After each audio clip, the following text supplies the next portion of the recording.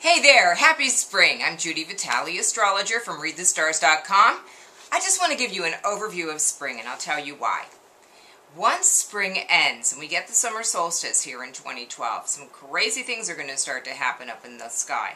We're going to have a couple of major configurations that we will be discussing as the time gets closer. But between now and then, I don't want us to focus so much on that. I want everyone to focus on getting things done, everything that they can in the best way that they possibly can between now, the beginning of spring, and the beginning of summer when it comes late in June. So spring arrived at 1:15 a.m. on March 20th on the East Coast. And the first thing, of course, that it's going to do, the sun, after it's now in Aries, it will go and speak to our friend Uranus. This is going to be an agitating kind of an atmosphere on March 24th. So on the 29th, the sun will make a square to Pluto, and I'm saying this because that's what's going to happen at the end of June. Uranus and Pluto are going to make an exact square in the sky. So you have all of this electric energy and this overwhelming power at war. So one can only imagine what's going to unfold at that point in time.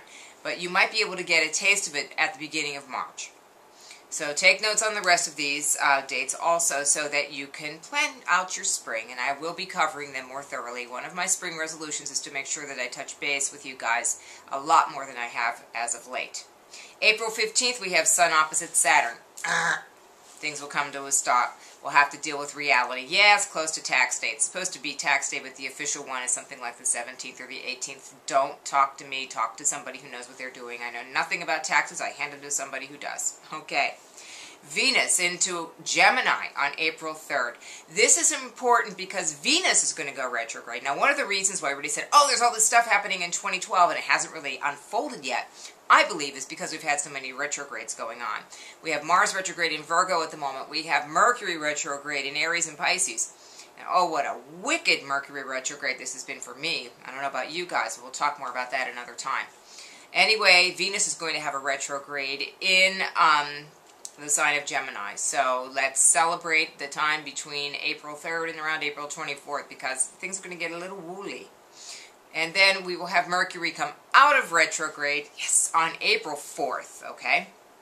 And then it'll go into Taurus on May the 9th, and then on into Gemini on May the 24th, and on into Cancer on June 7th. Yay.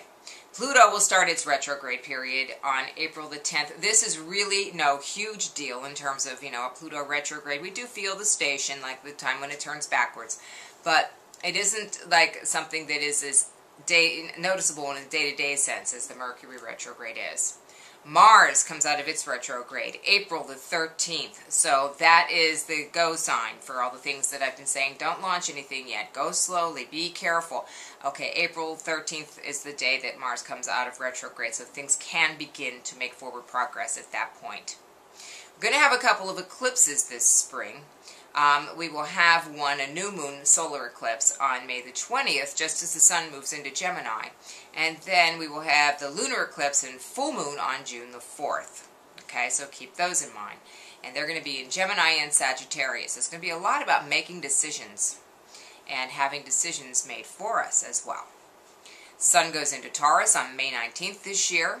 And also,